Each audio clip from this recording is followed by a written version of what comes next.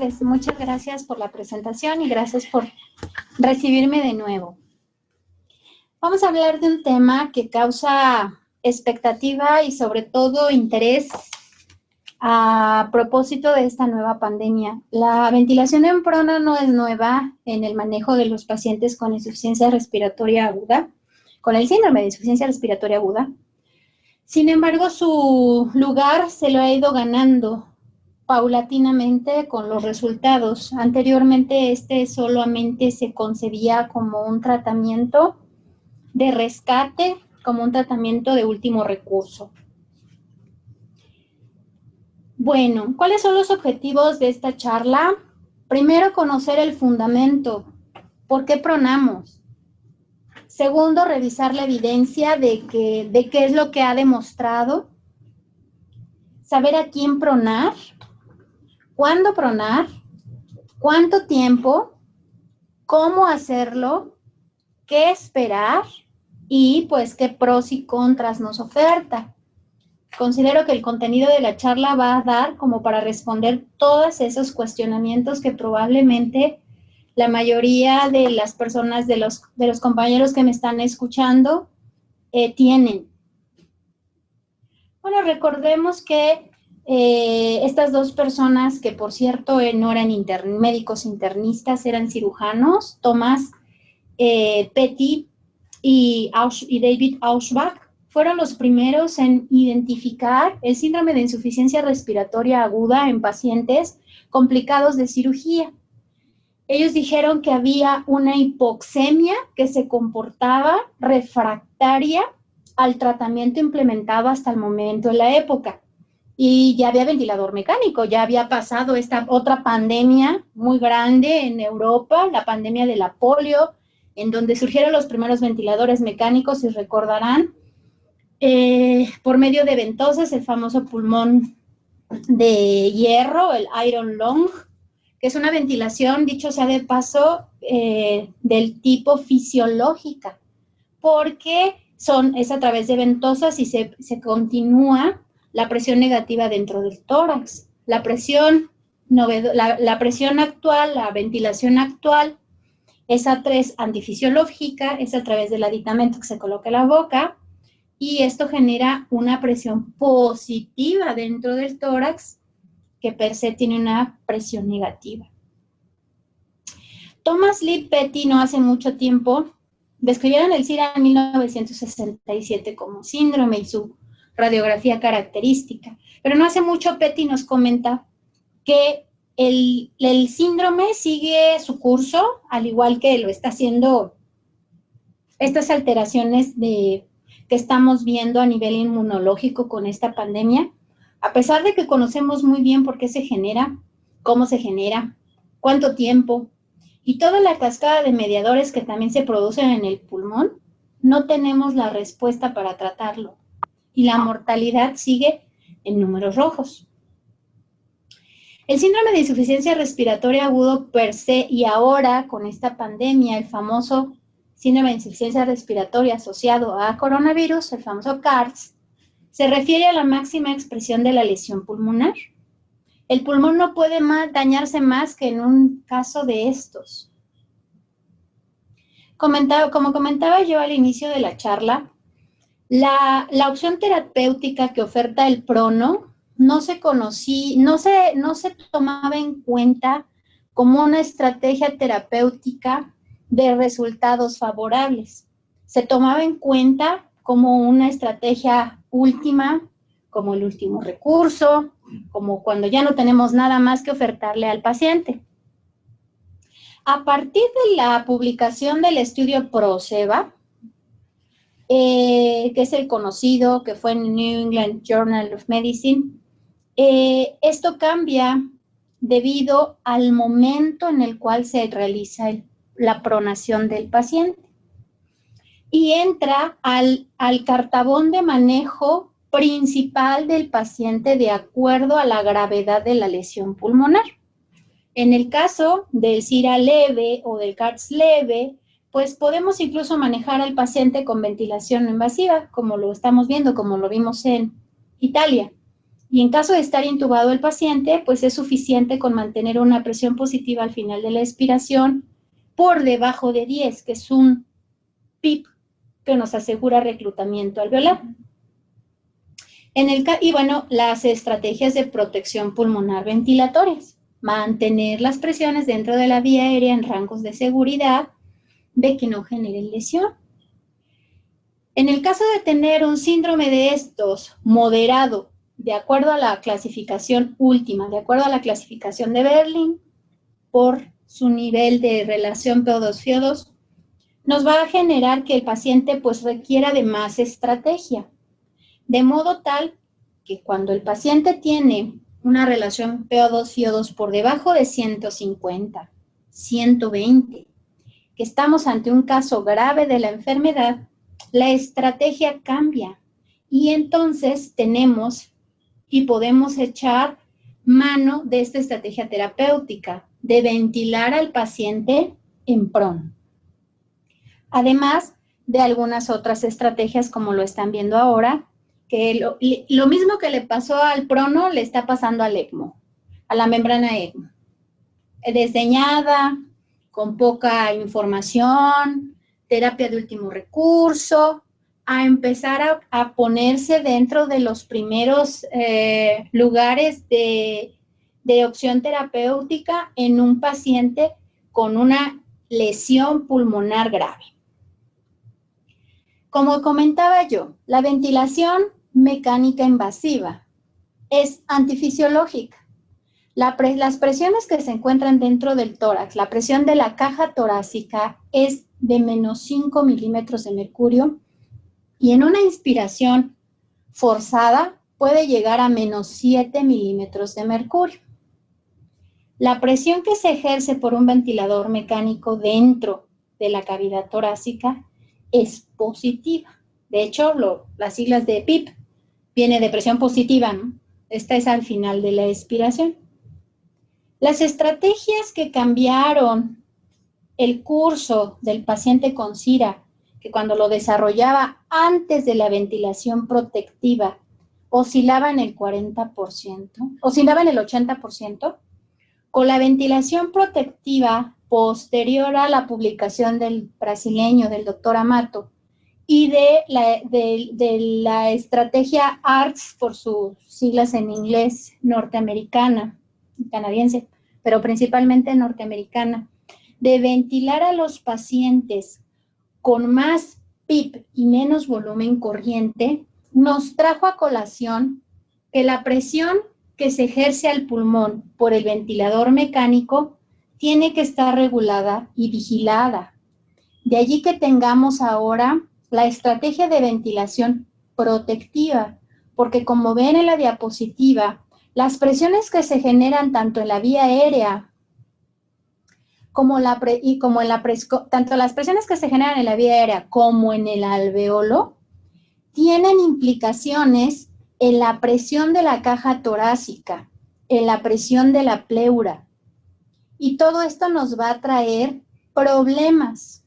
Si nosotros intubamos a un paciente por una neumonía aguda, grave, y no hacemos una adecuada ventilación protectiva y el paciente genera presiones fuera de rango como las que se observan allí, el paciente, además de tener una lesión pulmonar y un proceso inflamatorio derivado del proceso que generó la intubación, en este caso la neumonía, va a tener lesión secundaria a la ventilación.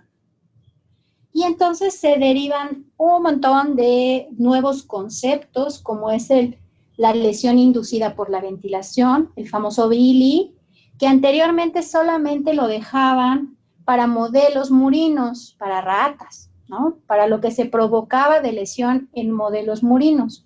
Pero se ha demostrado que una ventilación mal hecha, en una ventilación fuera de la protección pulmonar en este tipo de pacientes, puede derivar en una lesión inducida por el ventilador.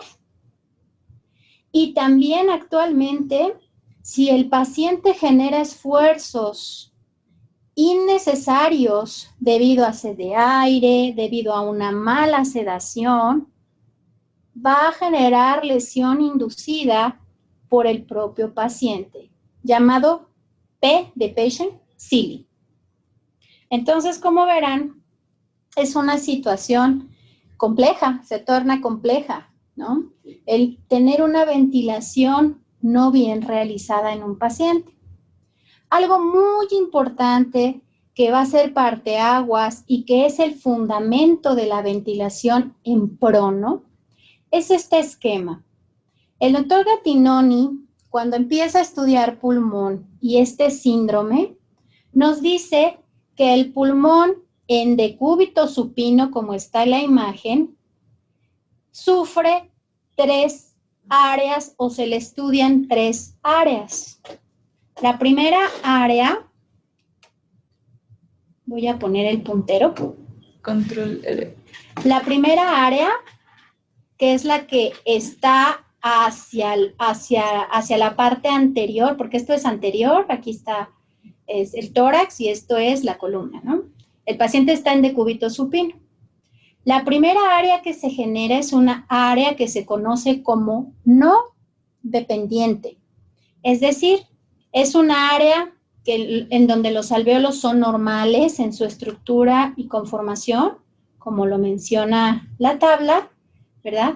Y que son reclutables, es decir, se pueden aperturar con presión, pero que sobre todo, si la presión no es la adecuada para el paciente, se puede sobredistender y generar lesión. La siguiente área es la área intermedia. El área intermedia, como verán la imagen del alvéolo, el alvéolo no está totalmente aperturado como en la parte superior, está discretamente desinflado, parece un globo desinflado. Es un área de colapso, ciertamente está colapsado el alvéolo, no tiene su superficie total de intercambio como lo quisiéramos. Pero esta área es importante porque con una presión adecuada ejercida, o sea, un PIP adecuado, una presión inspiratoria adecuada, nos va a generar una apertura.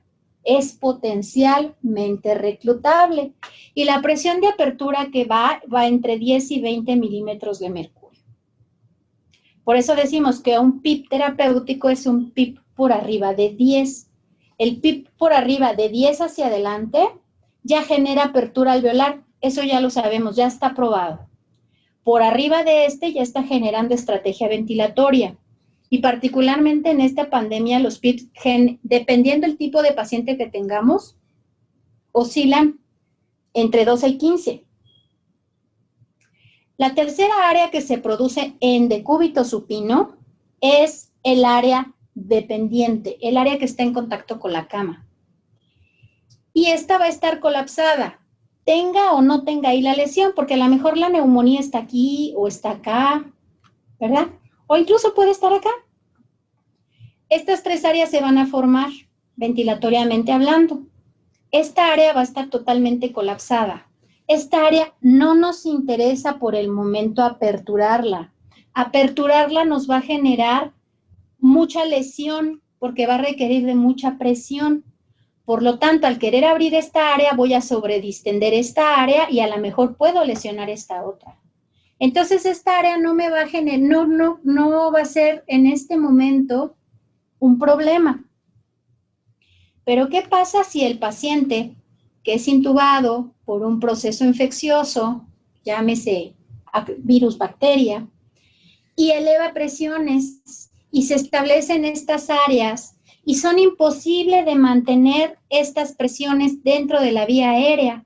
Una presión máxima de 35 centímetros de agua, una presión media de menos de 20 y una presión de plató meseta de menos de 30.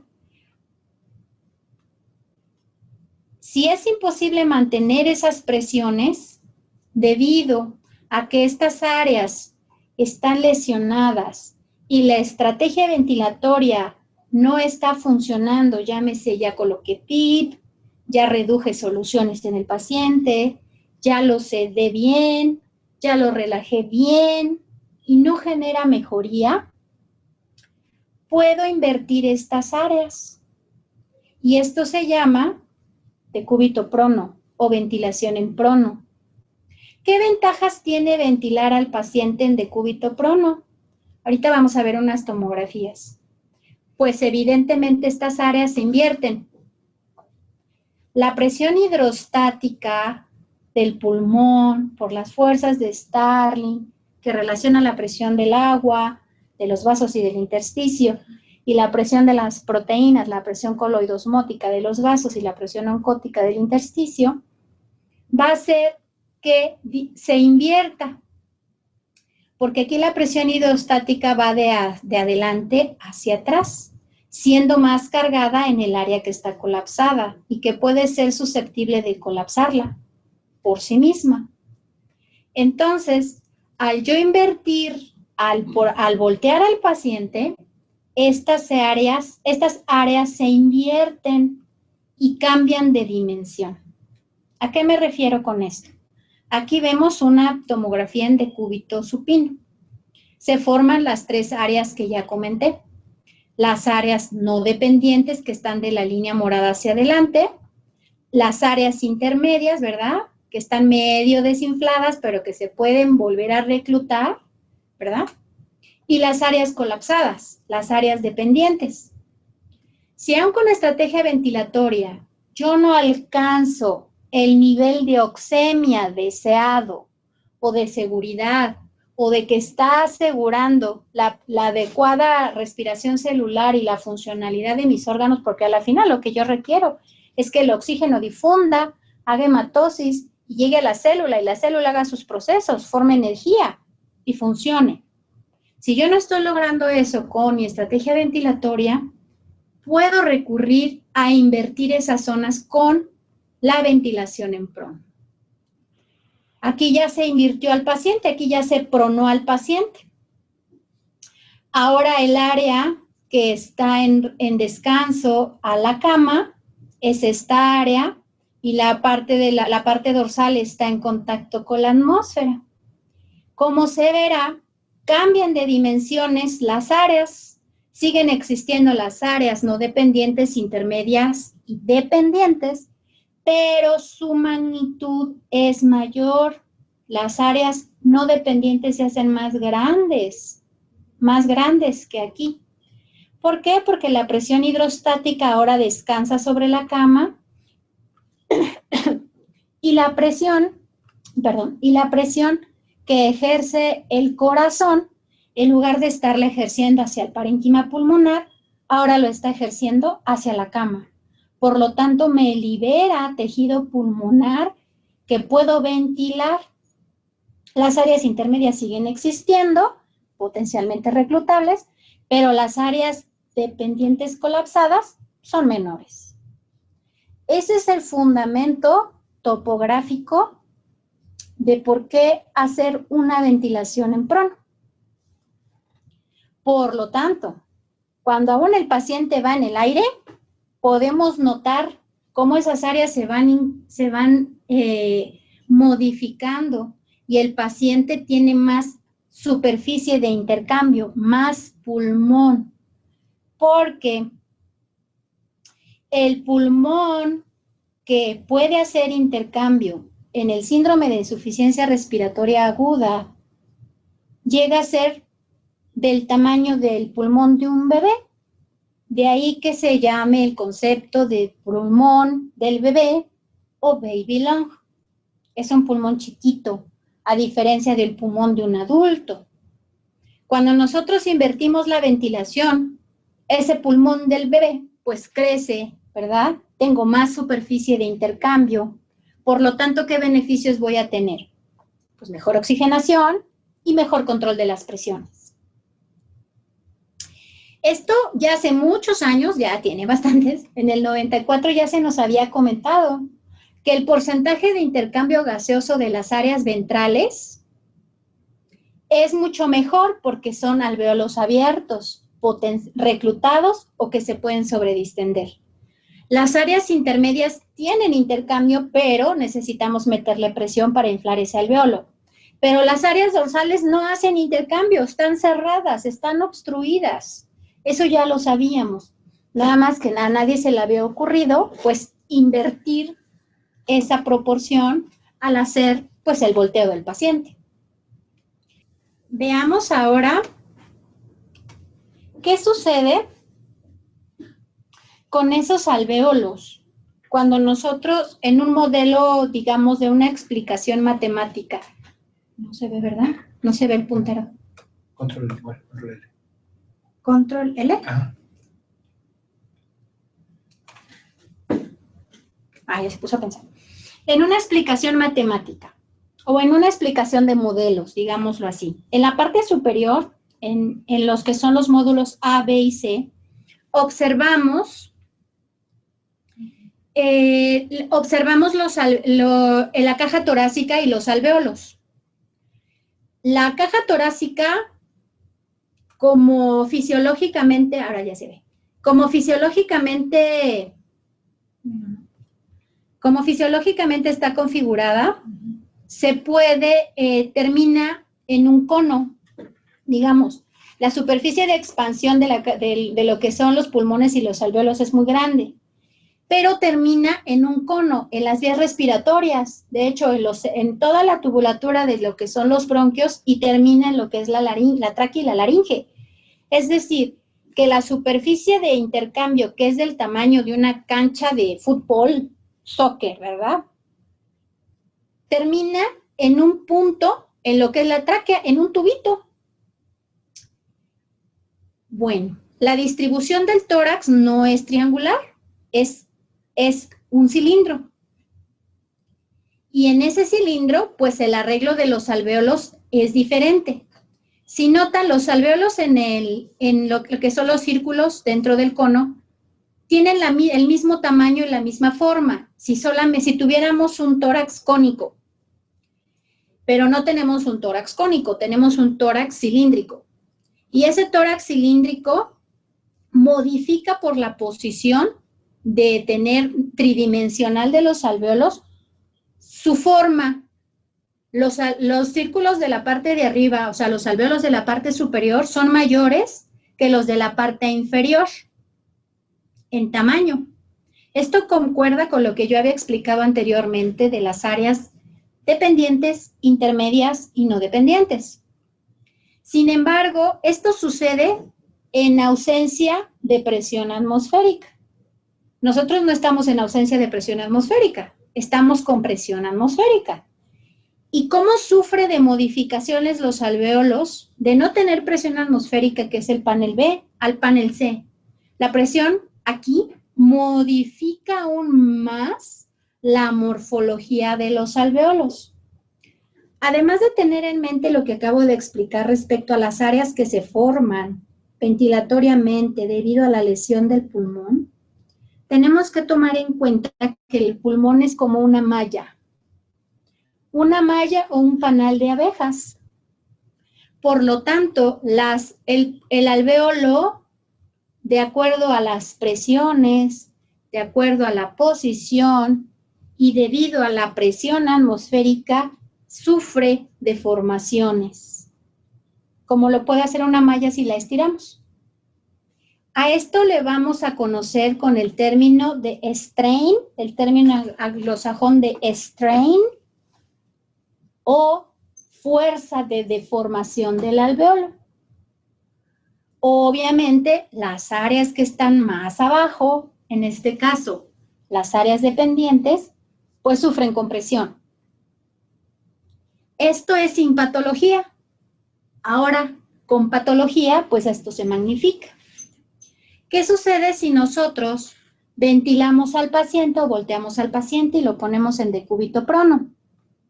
Tenemos la misma forma, tenemos la misma morfología en el panel D que en el panel A, ¿verdad? Los alvéolos se ven del mismo tamaño si tuviéramos una forma cónica, sin presión atmosférica. No tenemos una forma cónica, el panel E. Tenemos una forma cilíndrica, tridimensional. Sin presión atmosférica, nada más por el intercambio de la forma, vemos que los alvéolos, que en el panel de arriba, en el B, los primeros eran más grandes. En este caso, los alvéolos más grandes son los que están en contacto con la superficie de la cama, dijéramoslo así. Pero con presión atmosférica, los alvéolos vuelven a sufrir alteración, vuelven a sufrir deformación o strain y cambian de morfología. Como verán en el panel C, se colapsan, los que están hasta abajo se colapsan, o sea, los que están en contacto con la cama. Pero en la posición prona, no se colapsan, no están totalmente abiertos, pero no están colapsados. Esto quiere decir que cuando nosotros pronamos al paciente, recuperamos pulmón, disminuimos presión, mejoramos la superficie de intercambio, pero también mejoramos y amortiguamos las fuerzas, tanto la presión atmosférica como la presión hidrostática, como la presión que genera el corazón. Este es el fundamento de ventilar a un paciente en decúbito prono. Ahora veamos, ya habíamos visto la primera curva en donde veíamos que el intercambio gaseoso en las partes ventrales es mejor cuando estamos en decúbito supino. Y el intercambio gaseoso de un paciente con lesión pulmonar severa, que son los puntitos negros, aún en la parte ventral tiene problema, pero vean la parte dorsal, no hay intercambio, está totalmente lleno, esos alvéolos no hacen hematosis. La siguiente es la confirmación de esto en porcentaje. Es muy importante conocer o recordar, como les comentaba anteriormente, que los alvéolos tienen una distribución como si fuese una malla o un panal de abejas, como se ve. La primera imagen nos menciona que esa es la estructura normal de los alvéolos. Es muy importante reconocer y recordar esto, debido a que los alvéolos tienen interdependencia entre ellos mismos. ¿Por qué? Pues porque comparten paredes. Entonces, cualquier cosa que le pase a algún conjunto de alvéolos cercanos a una lesión o a un colapso, va a deformar a los siguientes y así sucesivamente. Si, por ejemplo, tenemos el colapso de un alvéolo, como lo vemos en el siguiente esquema, donde dice estrés, digamos, un alvéolo sufre estrés y como toda la vida tensión, pues va a generar deformidad de los alvéolos que tiene circundantes y así sucesivamente. No obstante, los alvéolos se pueden tensionar en sus paredes, pero también se pueden deformar. Y la deformación, por ejemplo, esto puede ser un colapso alveolar, esto puede ser una sobredistensión por ventilación, nos va a generar deformación, lo que ya habíamos visto como strain. Y si se suma la tensión, estrés, y la deformación, strain, aunada a la patología que generó la lesión pulmonar, porque, por ejemplo, aquí puede estar el foco neumónico, y al lado del foco neumónico o del problema intersticial, en el caso de ahora la pandemia, y tener una sobredistensión de un alvéolo por la ventilación o porque el paciente está ventilando, vean cómo deforma los alvéolos que tiene alrededor. Y entonces, además de que se genera tensión en las paredes de los alvéolos, deformación del alvéolo propiamente dicho, este se estira porque hay fuerzas elásticas. El aparato elástico del pulmón es rico, por eso hay los movimientos de inspiración y la elastancia del pulmón que podemos medir y la distensibilidad del pulmón que podemos medir. Esto genera estiramiento de esas fuerzas y se pueden romper. El que las paredes de los alvéolos estén chocando entre sí genera una lesión que se llama cizalla. Entonces, si el paciente no tenía CIRA o no tenía CARS y solamente tenía una neumonía y se intubó, pero la ventilación no fue protectiva, no se cuidaron las presiones o subieron las presiones demasiado con la finalidad de generar mejoría en la oxemia y estabilidad del paciente y prevenir la disfunción orgánica o la falla orgánica múltiple, y generamos estas 4 S, el paciente va a desarrollar SIRA y nos va a meter en un problema. Entonces, esos son los fundamentos de ventilar al paciente en decúbito prono. Y como ya lo habíamos visto, ya tiene mucho tiempo, se sabe que el volumen en el pulmón es más constante en el decúbito prono. Las presiones en el decúbito prono bajan. De hecho, existe una situación, pues hasta cierto punto malentendida dentro del gremio de los intensivistas en decir que pronan a un paciente para disminuir las presiones, porque se están pasando de la protección pulmonar. El objetivo de pronar a un paciente no solamente es disminuir las presiones de manera concomitante, porque por fundamento ya lo vimos, van a bajar. Y lo vemos aquí, la elastancia también mejora, la distensibilidad del pulmón mejora. Pero lo que buscamos es mejorar la superficie de intercambio o incrementar la superficie de intercambio, por ende, mejorar la oxigenación. Si yo con los parámetros que ya tenía mejoro la superficie de intercambio, hago más grandes las áreas no dependientes, recluto las intermedias, pues evidentemente va a ser factible que yo manipule las presiones del ventilador y puedan bajar. Entonces, nosotros pronamos a un paciente principalmente para mejorar la oxigenación y consecuentemente bajar presiones. Bueno, ¿qué es reclutar? ¿Qué es reclutamiento alveolar? Como se ve en la imagen, los alvéolos son susceptibles de incrementar su diámetro en función de una presión. Es decir, pueden reclutar en función de la presión positiva al final de la expiración. De un alvéolo desinflado, como lo vemos en el primer dibujo, a un alvéolo abierto, disponible para hacer intercambio. O si la presión es demasiada, el alvéolo puede sobredistenderse, como se ve en esa última imagen, y generar lesión, como las 4 S que mencioné previamente. Fisiológicamente, por ley física del famoso Laplace, el aire va a fluir mejor en los alvéolos que están abiertos, como se ve aquí, porque van a generar menor resistencia y menos presiones para que el aire fluya. En el caso del alvéolo más chiquito, es más pequeño en diámetro, es más pequeño en superficie de intercambio. Eso va a generar una tensión y una resistencia. Por lo tanto, el oxígeno no va a difundir para allá, va a difundir hacia los alvéolos que le generan menos resistencia. Y curiosamente van a ser los alvéolos más grandes, los alvéolos reclutados. Por eso la ventilación en prono se considera una maniobra o estrategia de reclutamiento alveolar. ¿Por qué?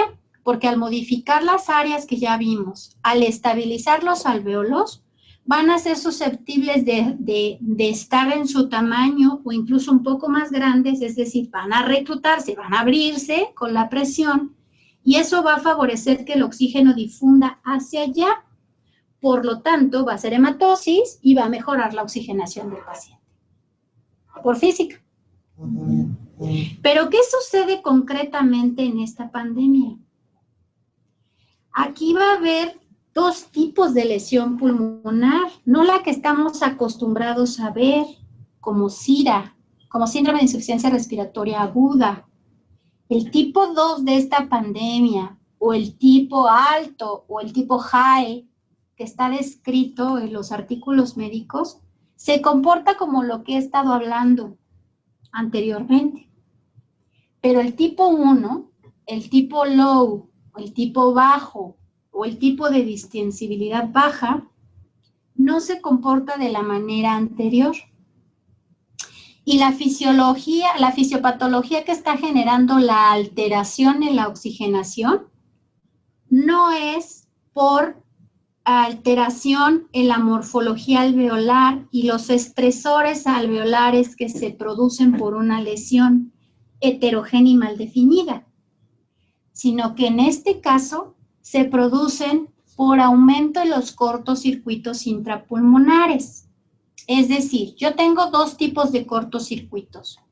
El primero puede ser porque hay una obstrucción en el alvéolo, una obstrucción en la ventilación y un alvéolo que está listo para hacer oxigenación, para hacer hematosis.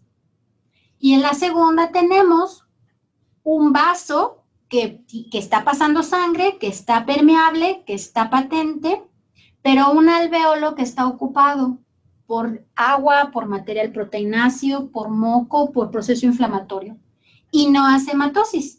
Es decir, puedo tener una área mal perfundida, bien ventilada, u otra área mal ventilada y bien perfundida. Esta alteración es la que predomina en el tipo 1 de la actual lesión pulmonar que estamos viendo por esta pandemia. Alteración en la ventilación-perfusión. Por lo tanto, poco va a responder al prono, porque no es la fisiología, la fisiopatología que puede ser mejorada por el decúbito prono. ¿Cuál es la respuesta normal de un pulmón a estas alteraciones de la ventilación-perfusión derivadas de la hipoxemia? Hacer vasoconstricción pulmonar y con ello incrementar la velocidad por la que pasa la sangre y con ello incrementar de alguna manera la velocidad de los eritrocitos para el área de intercambio.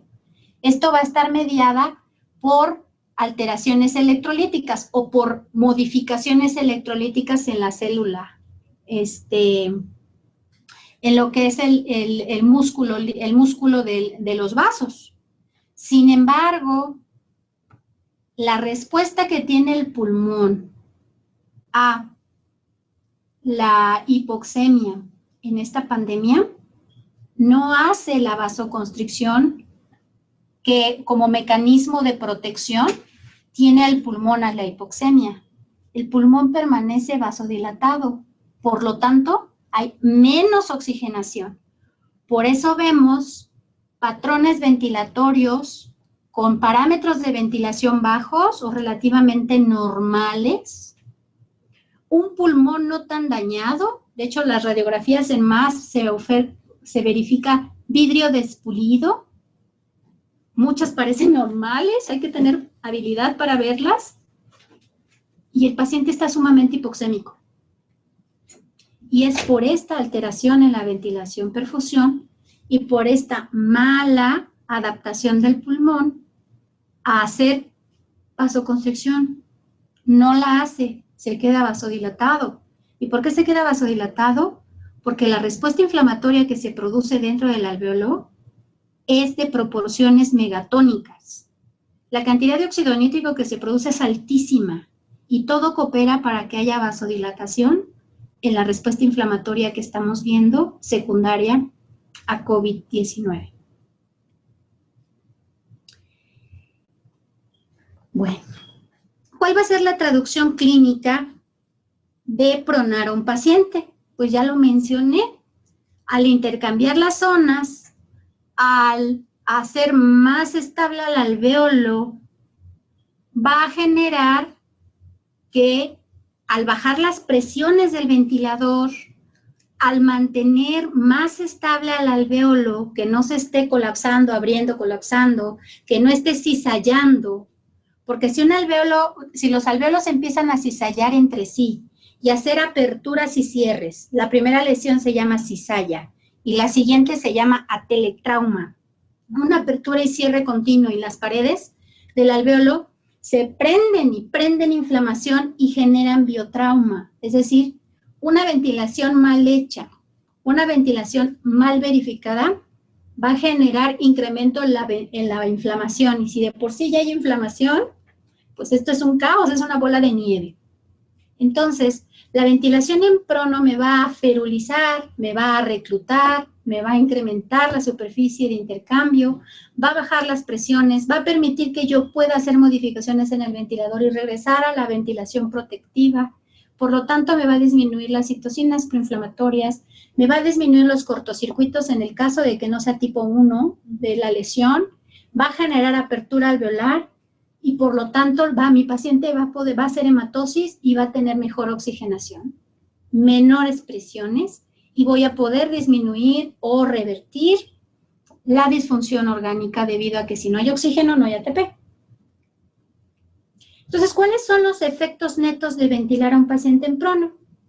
Pues uno es homogeneizar el parénquima pulmonar y que todos los alveolitos se mantengan como esa red o ese panal de abejas del mismo tamaño con la misma forma. La aeración pulmonar va a ser mejor. La ventilación perfusión, excepto que la fisiopatología sea del tipo 1, y la tensión y la deformación de los alvéolos va a ser dividida de manera equitativa.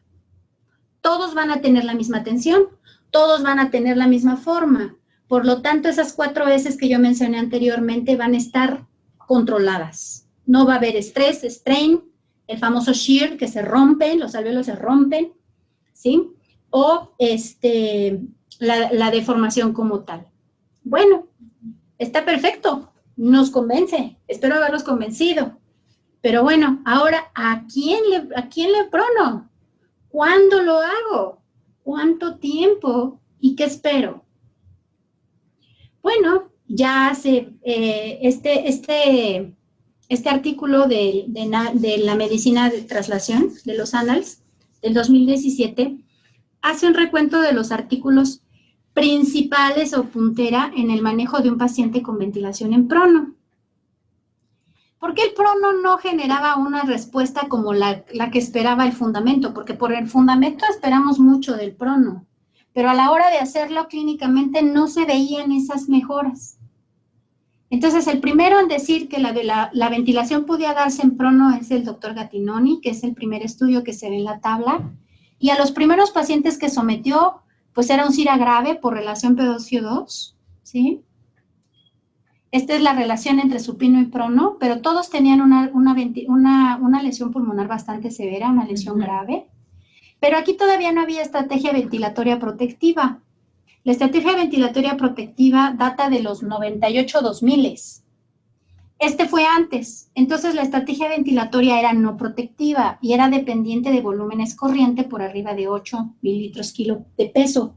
No sabemos si predicho, porque ese de kilos de peso predicho deriva ya de la estrategia ARSNET, ¿no? De la estrategia ya de ventilación protectiva. El PIP no era malo, el PIP era reclutable, ¿sí? De una presión suficiente como para aperturar los alvéolos, y la duración del prono tampoco era tan mala, eran 7 horas. Sin embargo, sí vio una diferencia en la mortalidad, sí se murieron menos pacientes, pero no nos dicen qué momento pronó. Una vez llegado el paciente, cuando ya no mejoró la oxigenación, cuando las presiones se fueron, no decía cuándo. Entonces ahí quedó la pronación como una estrategia que podía bajar la mortalidad en el paciente con SIRA severo. Después llega Guerin y nos dice que sí, que va a ventilar a pacientes con SIRA, con una relación P2CO2 de 150, pero ya con una estrategia de ventilación protectiva. Ya el volumen tidal que ocupa es de 8 mililitros kilo de peso predicho, un PIP no desdeñable, pero tampoco en el área del reclutamiento, y una duración en prono de 8 horas. También de plano no ve una diferencia significativa, pero no tanta. Mancebo, el español, de nuevo hace otro estudio, un poco más pequeño en población, ¿verdad? Todos tenían SIRA, los pacientes, SIRA severo, mantiene más o menos ventilación protectiva, el PIP es de reclutamiento, ¿verdad? Y aquí viene el parteaguas. El paciente se empieza a ventilar más tiempo en prono que en supino. Por lo menos los deja 12 horas. Y empieza a haber diferencia en la mortalidad un poco más grande. No a 30, 60, 90 días, por lo menos a 28. Y de allí empieza a haber una diferencia. Tacone no hace mucho y hace su estudio, mantiene estrategia, un CIRA muy severo, mantiene estrategia protectiva, mantiene PIP de reclutamiento, pero la duración del prono es menor a esta y no ve una diferencia tan grande en mortalidad. Aquí Mancebo empezaba a pronar a los pacientes de manera temprana, pero no totalmente. Había diferencias en los tiempos. Y la última columna, Sud hace una revisión sistemática, un metaanálisis. De hecho, es el que más se menciona y en donde vemos una diferencia muy importante en la mortalidad, que es la última fila, en pacientes con CIRA bastante severo, con relaciones PO2-FIO2 de 100, con una estrategia mucho más protectiva, mucho más conservadora, no ultraprotectiva, porque la ultraprotectiva va de 4 mililitros kilo de peso predicho, pero sí con 6 mililitros de kilo de peso, por kilo de peso predicho, no de queso, de peso, y ya es muchísimo más protectiva que la anterior, y dura, es más o menos un promedio, ni 12, ni 10, ni 8, sino 10 horas, al igual que el previo, y ve una diferencia muy importante en la mortalidad. Cabe recordar y recalcar aquí que esa revisión sistemática no está hecha por la Cochrane. Es una revisión sistemática en una revista, obviamente de impacto, pero que no tiene el rigor metodológico que tiene Cochrane.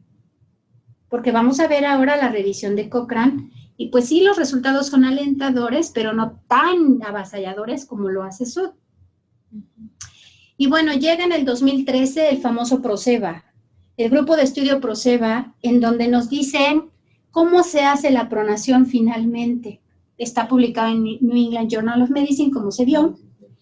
Ingresan 474 pacientes con CIRA severo al estudio clínico. La definición de CIRA fue, como lo ven, pues de acuerdo a la definición principalmente de Berlín, una relación PO2-FIO2 menor de 150 milímetros de mercurio, una FIO2 mayor del 60, un PIB mayor de 5, un volumen corriente calculado a 6 mililitros kilo de peso predicho, en un tiempo de estabilización o a inicio de la ventilación mecánica de no más de 24 horas. El paciente pudo haber empezado ventilación 12 a 24 horas antes de entrar al estudio, no más. Una vez entrado al estudio, le dan otro periodo de estabilización de 12 a 24 horas. ¿Por qué es importante esto? Porque hay CIRAs que no son CIRAs. Hay comportamientos gasométricos así, pero en realidad no son CIRA. Tiene que haber las características pulmonares principalmente, la aparición de exudados pulmonares bilaterales, indistinguibles del edema agudo pulmonar, pero que no se deben a un edema agudo pulmonar cardiogénico. Entonces hacen estabilización y se dan cuenta que muchos pacientes que se connotan como CIRA no lo tienen. Entonces se quedan con los pacientes que sí tienen CIRA y los meten a ventilación protectiva. ¿Cuál es la ventilación protectiva? PIP de acuerdo a FIO2, volúmenes tidales de 6 a 8 o bien hasta 4, mantener las presiones pulmonares dentro de los rangos, ¿verdad? Sobre todo la presión meseta y la presión máxima de la vía aérea, por debajo de 20 la primera y por debajo de 35 la segunda. Y aleatorizaron a esos pacientes, 234 estuvieron en supino y 240 en prono. ¿Cuánto? Mínimo 16 horas. Y esta es la sobrevida que tuvieron los pacientes. Hay una diferencia importante en los pacientes que estuvieron en decúbito prono que en decúbito supino, con una P de 0.0001. La mejoría a 28 días fue importante, fue sustancial. Digamos que ciertamente el ventilar a los pacientes en decúbito supino no está mal, ¿verdad? Porque si vemos no se alcanza la media de mortalidad, se queda por arriba. Pero la media de mortalidad está muchísimo más lejos del decúbito prono que el del supino. Apenas baja a 80, ¿verdad? Entonces ahí cambia la manera en la cual estábamos optando al prono como último recurso, como lo que ya no se le puede más que hacer al paciente, a ser una de las estrategias principales en el manejo del paciente con SIRA severo. ¿Cuáles fueron los resultados? Bueno, una mejoría en la mortalidad a 30 y 90 días, una mejoría de la hipoxemia, ya vimos por qué, pero sobre todo previno que el pulmón se lesionara por la ventilación pulmonar, por la ventilación mecánica propiamente dicha, porque mencioné anteriormente que el ventilar a un paciente no nada más es mantener presiones y mantener volúmenes tirales y que la oxigenación mejore y todo esto, sino mantener que al pulmón lo mejor reclutado, lo menos sobredistendido, lo menos colapsado y que la ventilación mecánica por las presiones genere lesión, el famoso BILI, lesión inducida por la ventilación mecánica invasiva. Al ventilar al paciente en decúbito, entonces, prono, el PROSEBA nos dice que se cumplen los fundamentos anteriormente vistos. Se reduce la sobredistensión porque intercambiamos las áreas. Incrementa el reclutamiento porque intercambiamos las áreas y el área no dependiente se hace mayor. Las presiones pulmonares, sobre todo la presión transpulmonar, se hace homogénea y el paciente no tiene áreas que está jalando y áreas que está colapsando y áreas que está sobredistendiendo. Entonces se homogeniza el parénquima pulmonar, se homogenizan las presiones y por lo tanto menos lesión. El alvéolo no se sobredistiende, no se tensiona, no se deforma, disminuye la tensión y la deformidad y homogeniza todo. Entonces ahí vemos patente en un ensayo clínico controlado las mejorías o el fundamento de por qué pronar a un paciente. Y la respuesta clínica que no se había alcanzado. A partir de allí se han hecho muchísimos estudios, ¿verdad? Al siguiente año, pues empieza a ver, aquí hay otro metaanálisis en donde nos dice si hay una disminución importante respecto a ventilar a un paciente en prono o en supino. Algo muy importante que quiero rescatar aquí es que la diferencia la hace el tiempo que el paciente está en prono. Si lo nota, la duración de la posición prono, menos de 16 horas o más de 16 horas, sí genera una diferencia significativa. Lo mismo que mantener la ventilación protectiva, genera una diferencia significativa. Nótese que tampoco está publicada por Cochrane, ¿no? Entonces quiere decir que el rigor metodológico de este metaanálisis no es malo, pero no es tan estricto como lo hiciera Cochrane. Esta es una revisión sistemática hecha por Cochrane, en donde mete la mayoría de los estudios que habíamos visto anteriormente, estudios anteriores al PROSEBA, y nos demuestra que no hay mejoría, ¿verdad? Pero eran heterogéneos, ¿verdad? Ya lo habíamos visto, si bien eran en pacientes con SIDA severo, no cumplían lo que el PROSEBA cumplió, ¿verdad? Y entonces empieza a entrar el PROSEBA, como lo ven al final, de la mortalidad a corto término y favorece totalmente a la ventilación prona. Y la mortalidad a largo término también. Ahí el PROSEBA, el estudio de Guerra en el 2013, publicado en New England, que lo acabamos de revisar, genera una diferencia significativa en la evolución del paciente con SIDA severo, siempre y cuando sea oportuna y esté respaldada de una ventilación protectiva.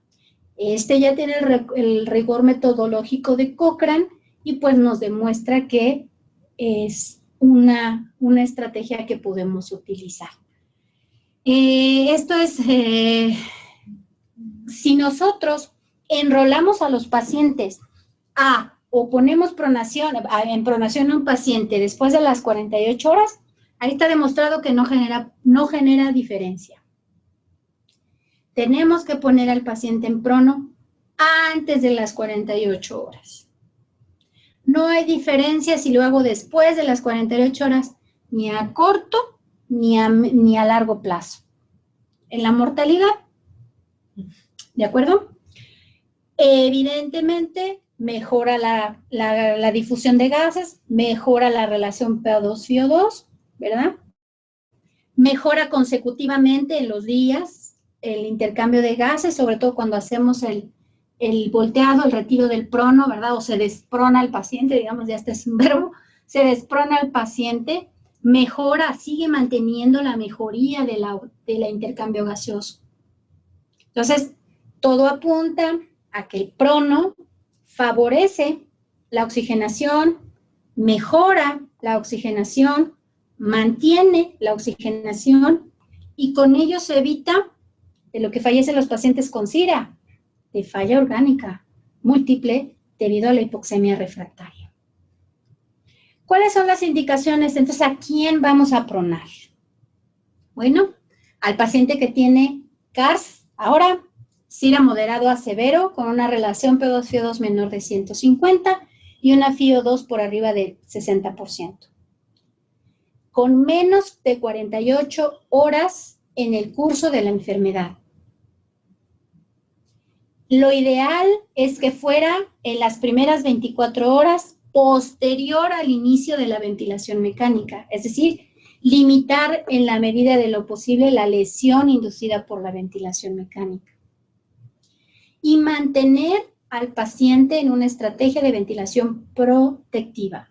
Los mejores resultados se alcanzan utilizando volúmenes corrientes calculados por peso predicho de 6 mililitros kilo. Tenemos contraindicaciones absolutas y relativas, aunque estemos en eso, no lo vamos a poder hacer en el caso de inestabilidad cervical, de apertura de tórax posterior a cirugía cardíaca o trauma torácico, que tenga menos de 24 horas después de haber sido operado de tórax, que tenga un ECMO venoarterial, no veno-venoso, venoarterial,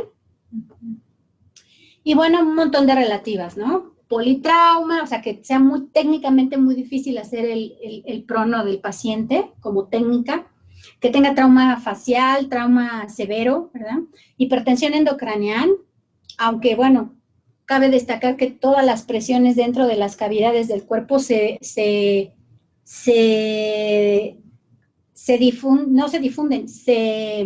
correlacionan directamente, ¿no? La presión intraabdominal elevada va a generar una presión intratorácica elevada y una presión intratorácica elevada va a generar una presión intracraneal elevada. De manera directa y proporcional. Podría ser un bemol, por eso es relativa, en el caso de la hipertensión endocraniana, porque pues esto nos ayudaría a disminuir el incremento de esta, ¿no? Ya sería muy malo que el paciente tuviera contusión pulmonar, hiciera SIRA y tuviera hipertensión endocraniana, pero bueno, eso sucede, ¿no? Que el paciente tenga una traqueostomía menor de 24 horas, sobre todo porque se pueda salir, pero en realidad no es una contraindicación. La inestabilidad hemodinámica es relativa. Vamos a poder mejorar la oxigenación del paciente bajándole, mejorando la oxigenación, vamos a poderle bajar a las aminas porque va a estar menos ácido y esto nos va a generar mejor estabilidad hemodinámica. Que el paciente de plano no sea respondedor al prono. La obesidad mórbida por la cuestión técnica. Y el embarazo, que es un bemol, que estamos viendo en esta pandemia, prono en embarazadas. Bueno, ahora, ¿cómo lo hacemos? Actualmente, bueno, pues ya existen múltiples videos. Anteriormente solamente los hospitales grandes que tenían estas camas para pronar lo hacían, ¿no? Ya vimos que no se ha ido depurando la técnica. La técnica cada vez es más sencilla, siempre es recomendable que una persona se haga responsable de lo que es vía aérea y aditamentos. Entre más aditamentos, más personas que los estén vigilando, ¿verdad? La colocación por debajo del paciente de esas almohadillas o de donas para disminuir las zonas de presión son muy importantes. La cobertura de las zonas en donde pueda haber lesión, la cobertura de la protección ocular es muy importante. Obviamente en el prono se puede extubar un paciente, se pueden salir catéteres, se pueden salir algunas otras canulaciones, como es el caso del ECMO, se puede parar el prisma, ¿verdad? La sustitución lenta continua, puede pasar cualquier cosa. Entonces, cuando se va a pronar un paciente, lo más importante es que el equipo sepa qué va a hacer, sepa cuál es su rol, dentro de la pronación, es como en el paro, ¿verdad? Y esté preparado para todo. De hecho, ya no es necesario retirar el prono o hacer supino de un paciente para hacer reanimación cardiopulmonar, ¿no? Ya están las guías para prono. Y actualmente está en boga, con esta pandemia, la pronación sin ventilación mecánica. Esto es una situación que, bueno, en China se hizo, ¿no? Esta es una de las publicaciones de la seguridad y eficacia de hacerlo. Pues es una situación que por simple fundamento pues tiene que funcionar y debe ser más segura que hacerlo con ventilación mecánica, y no me refiero a la técnica de voltear a un paciente, sino a las consecuencias, digamos, de lo que tiene la presión positiva dentro del tórax, vaya, pues esa no la tenemos. Entonces las áreas no van a generar lesión positiva, no van a generar lesión inducida por ventilación. Pero un paciente al cual se le retrasa la intubación porque no hay equipo, porque no hay ventilador, por miedo a la intubación, por miedo al contagio, por todo esto, sí puede generar una lesión inducida por el paciente. La lesión inducida por el ventilador es BILI, ¿no? La lesión inducida por el propio paciente se llama SILI, P-SILI. Entonces, puede ser que tenga pues su lugar, ya está publicado y tiene buenos resultados, el poder ventilar a un paciente en prono sin tubo, solamente con oxígeno extracorpóreo, oxígeno alto flujo, Venturi, nebulizador, cánulas de alto y bajo flujo. ¿Por qué? Porque como lo vemos en esa diapositiva, las estrategias que utilizaron prono tuvieron mejores resultados que las estrategias solas. Sobre todo la de abajo, en donde están comparando alto flujo, cánulas de alto flujo con prono, versus no invasiva. Fue mejor el desempeño de la cánula de alto flujo con prono que sin. La cánula de alto flujo se puede equiparar a una ventilación no invasiva.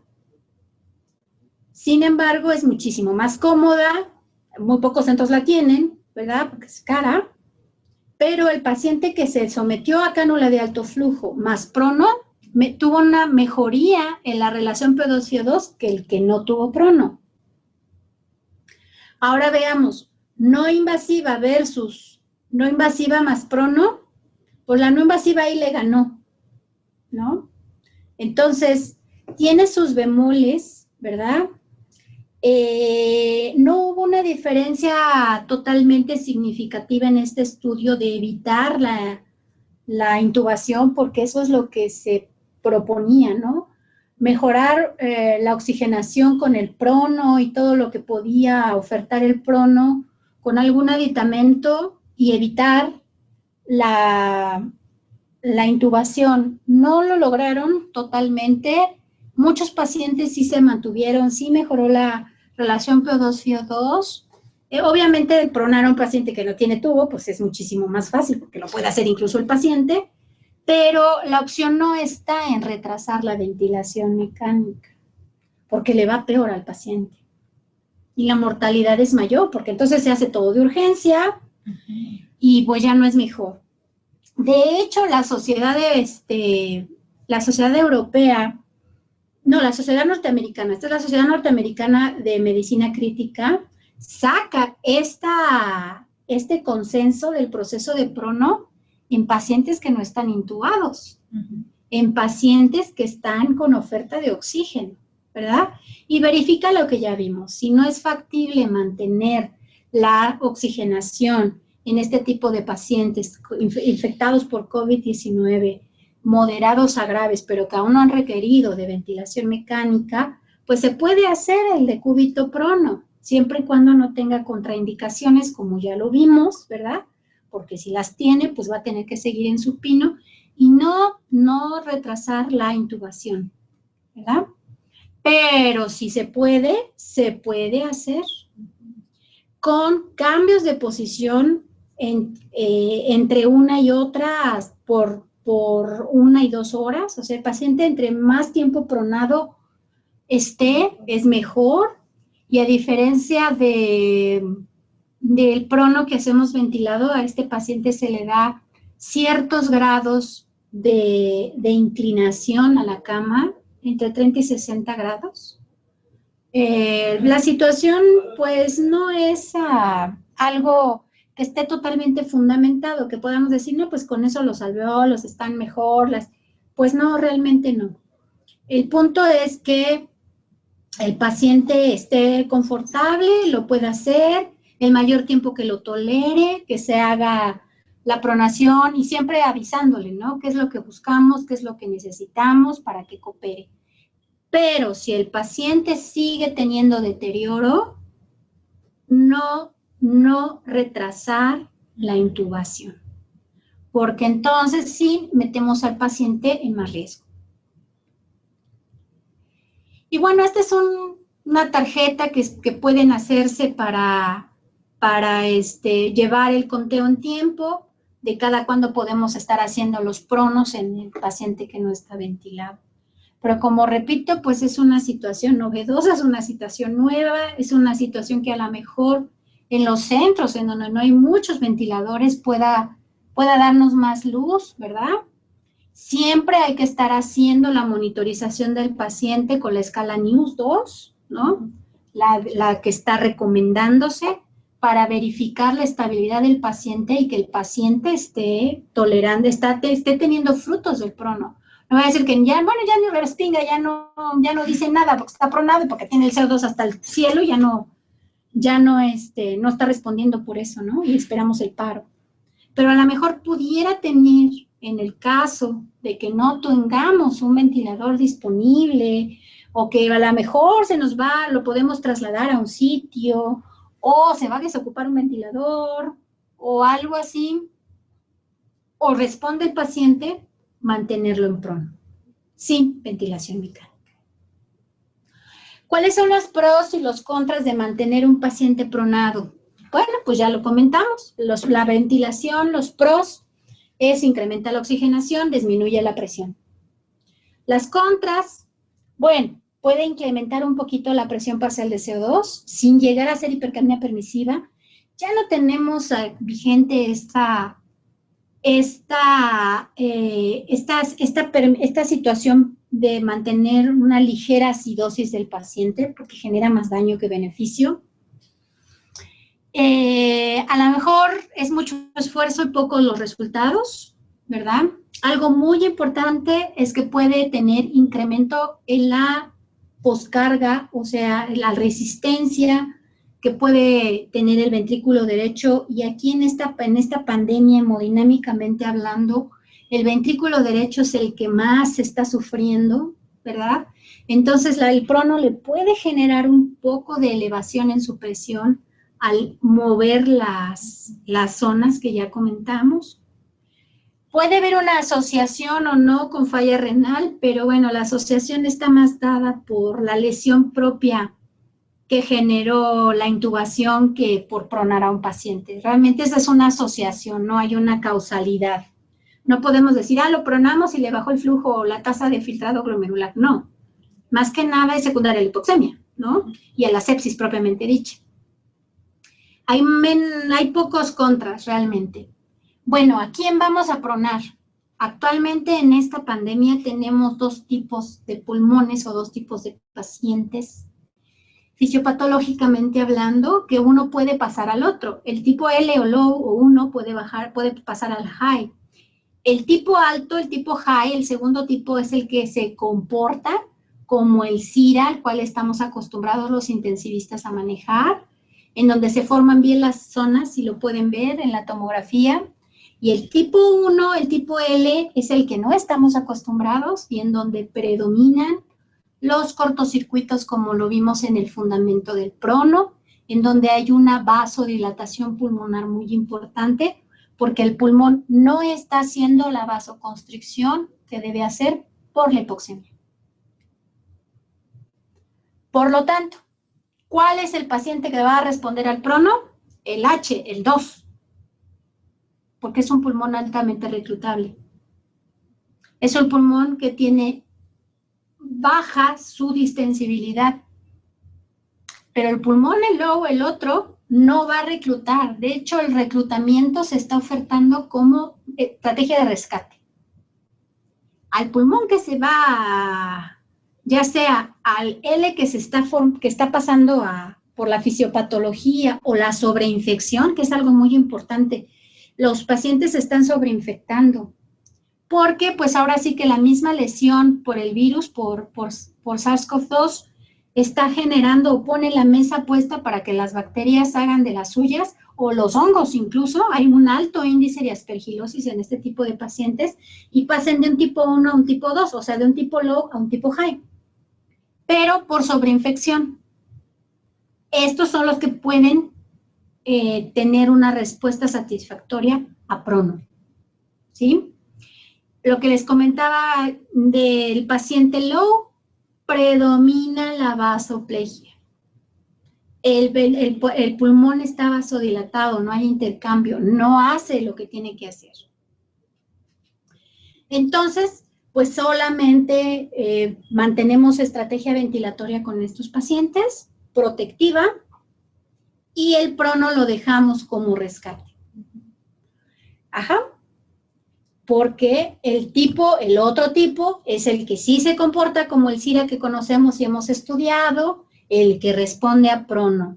Y de hecho, el doctor Gattinoni, que estas son sus diapositivas, nos comenta que puede ser diariamente, el mayor tiempo posible, ¿no?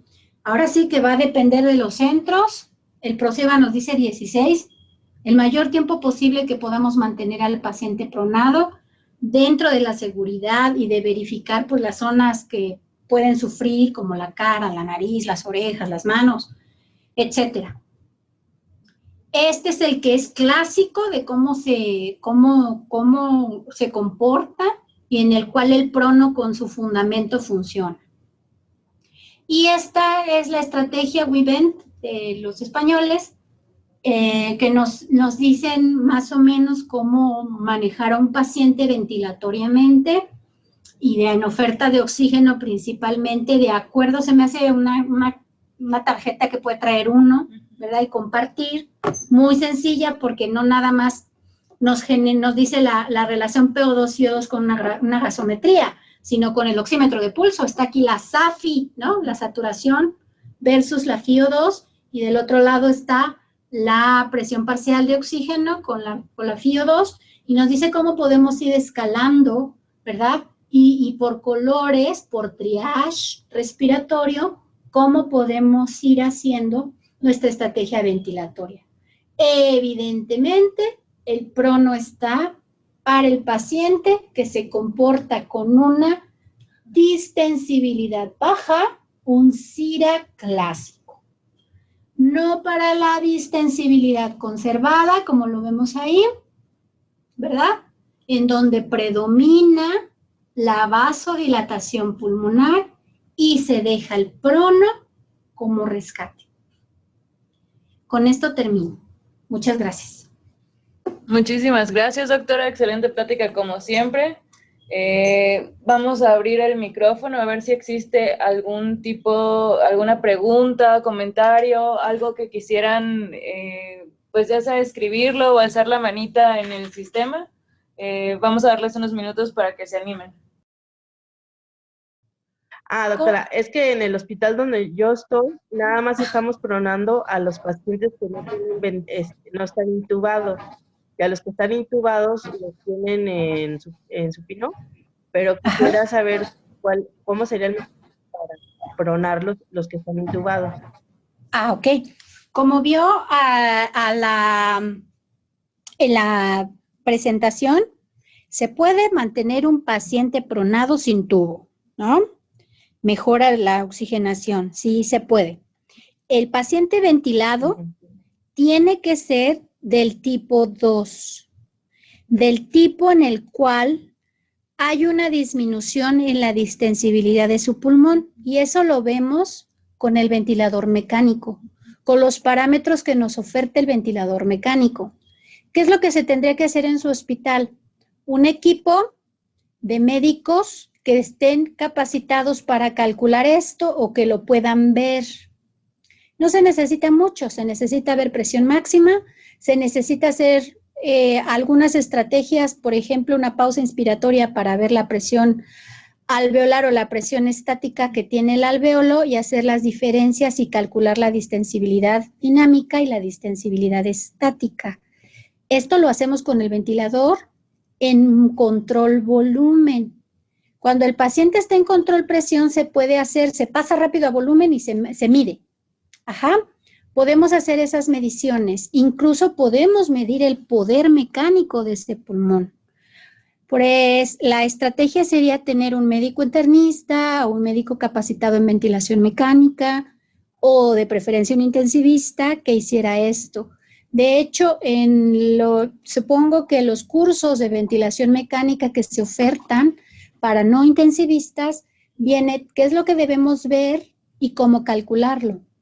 En función de la distensibilidad de ese paciente y de cumplir los criterios, se debe pronar a ese paciente.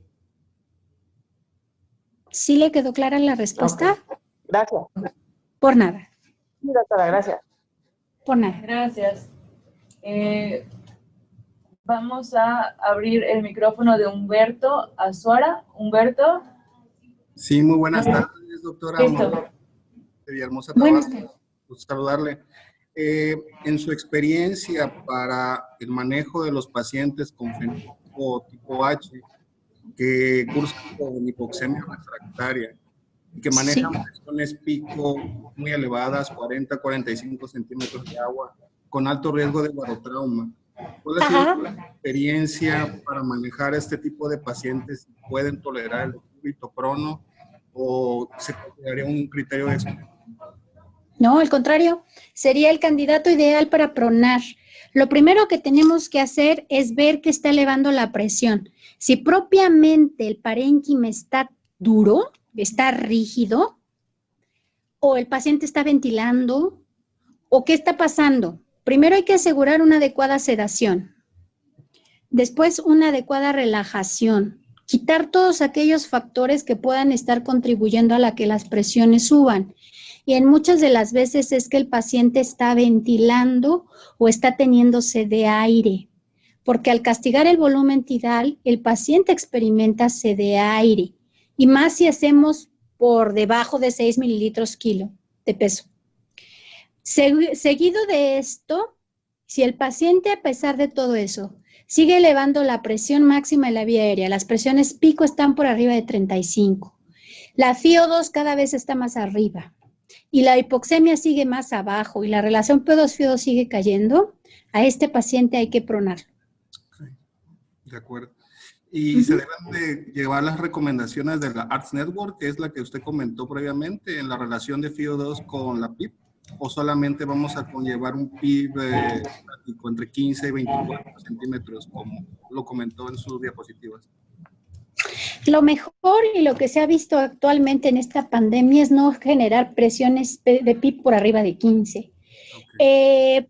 Dependiendo del fenotipo del paciente, porque como vemos aquí hay dos fenotipos de lesión pulmonar, lo ideal para nosotros fijar PIB, los intensivistas, más que tener el cartabón de ARTS Network, es reclutar al paciente y fijar el PIB por arriba de este reclutamiento alveolar. Saber el punto de apertura pulmonar y el punto de cierre y sobredistensión. Particularmente yo hago open long, hago la maniobra de apertura pulmonar open long, en donde voy subiendo presión inspiratoria, bajando frecuencia respiratoria, sedando perfectamente al paciente y hago esos pasos. Primero verifico dónde apertura, después dónde sobredistiende y finalmente dónde cierra para fijar presiones y PIB. Y por último, disculpe, se utilizaba como criterio en muchos de los pacientes ventilados como destete la presión inspiratoria máxima para poder determinar la reactividad, más bien la fuerza muscular que pueda mantener el paciente. ¿Ustedes utilizan ese criterio? No, nosotros utilizamos, bueno, hacemos weaning, hacemos retiro de destete con IFS P0. y sometemos al paciente a prueba de ventilación espontánea con modo CPAP, presión soporte, hasta 8, y después pasamos al paciente empiezante por lo menos unos 20 minutos para verificar que no haga falla cardíaca. Ok. Muchísimas gracias, doctora, por la respuesta. Le agradezco. Al contrario, muchas gracias a usted. Muchas gracias, doctora. Aquí hay otra pregunta de Cintia. Ella pregunta, una vez que se realiza la maniobra de pronación, ¿cuánto tiempo debemos de hacer algún estudio complementario de imagen? ¿Se tiene que hacer, no se tiene que hacer? ¿Alguna recomendación, doctora?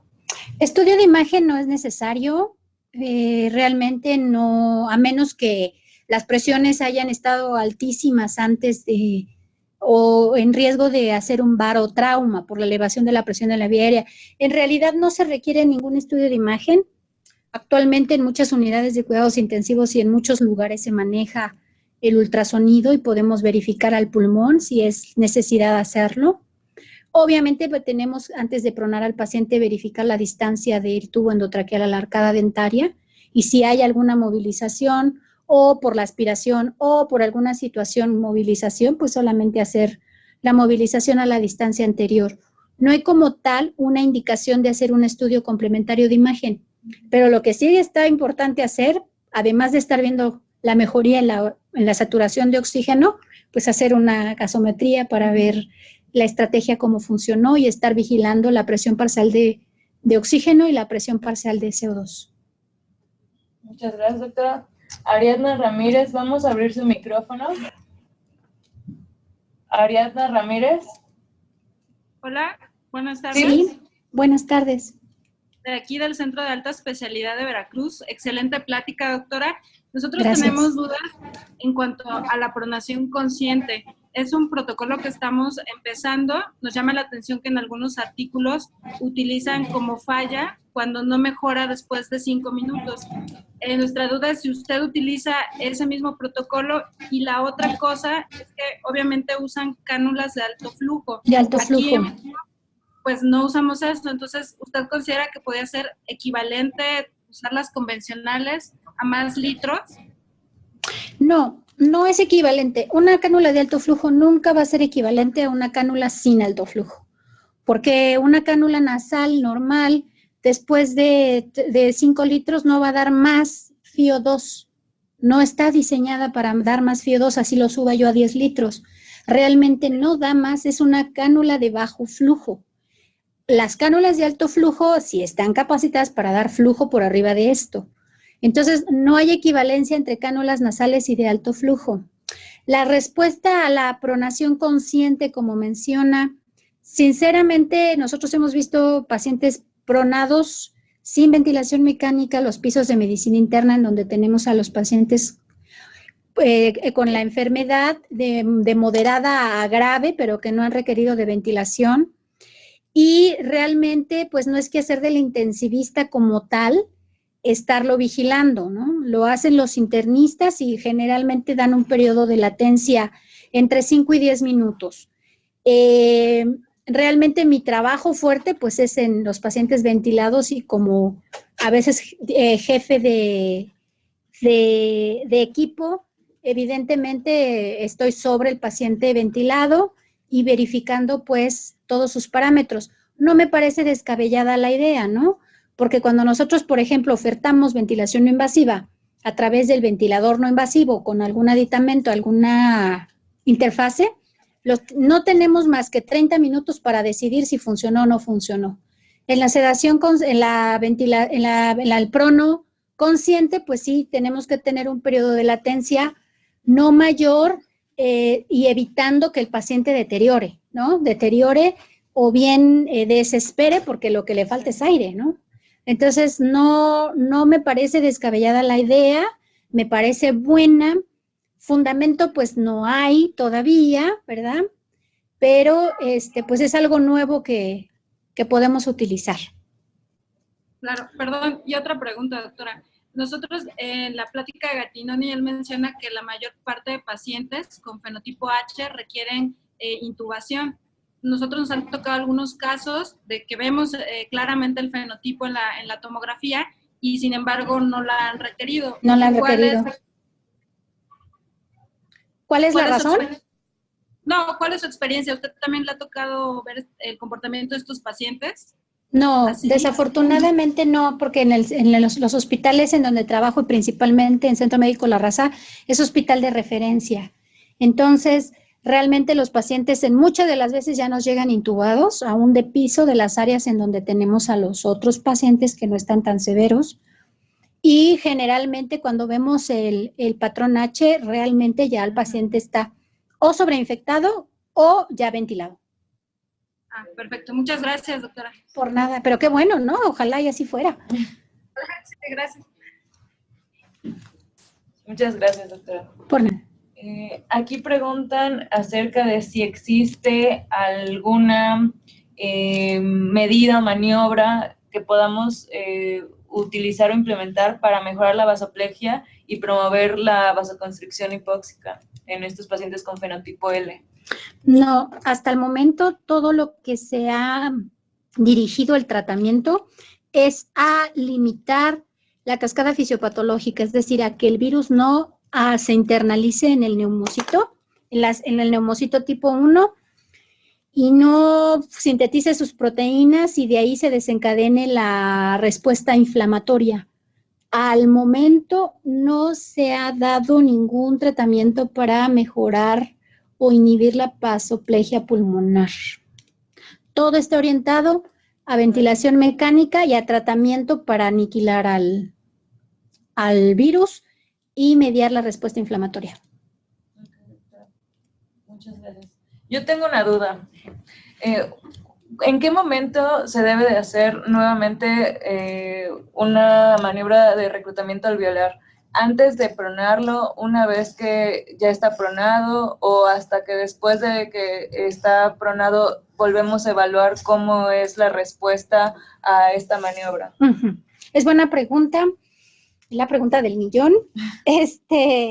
Ciertamente la pronación se considera una estrategia de reclutamiento alveolar. Okay. El paciente se hace candidato a pronación en los tiempos que ya mencionamos, cuando las otras maniobras de reclutamiento no nos mejoran, ¿no? Okay. Ya fijamos el PIB para el paciente, ya fijamos CO2 para el paciente y a pesar de esto, no estamos en ventilación protectiva y no alcanzamos la oxigenación que queremos. Entonces, lo mejor es pronar al paciente. El simple intercambio de las áreas genera un reclutamiento, sobre todo de las áreas intermedias, y al disminuir las dependientes, las no dependientes se aperturan y a veces en la volteada vemos, el paciente apenas va volteando y empezamos a ver una mejoría en la oxigenación. Hay pacientes en las que no la vemos y esos a los pacientes en donde vemos una mejoría parcial, ¿no? Si saturaban al 88, 87, 85, los volteamos y no eleva esa oxigenación, reclutamos.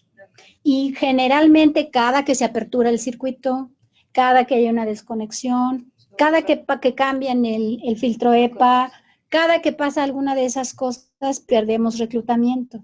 Y entonces, si el paciente no es capaz de mantener su oxigenación, a pesar de la inversión de las zonas, podemos volver a reclutar. El fundamento del prono nos asegura que la oxigenación mejora, se mantiene a pesar de esas aperturas, y a pesar de quitar el prono, ¿no? Pero muchas de las veces en quitar el prono, el paciente, y sobre todo en la afectación por SARS-CoV-2, vuelve a desaturar. Y entonces es susceptible de volverse a aperturar. Obviamente, cada reclutamiento que no sea por pronación, por cualquiera de las maniobras de reclutamiento alveolar que existen, o pelón, 40x40, 30x2x5, cualquiera de las maniobras va a generar que haya estrés, que haya strain, que pueda haber biotrauma, atelectrauma, cizalla. Entonces, todas las veces que hagamos esto, el pulmón puede ser dañado por ventilación. Creo que ya es todo. ¿Alguien más tiene alguna duda o pregunta? Nuevamente, doctora, muchísimas gracias. Muchas gracias. Es un gusto que esté con nosotros. Gracias a todos.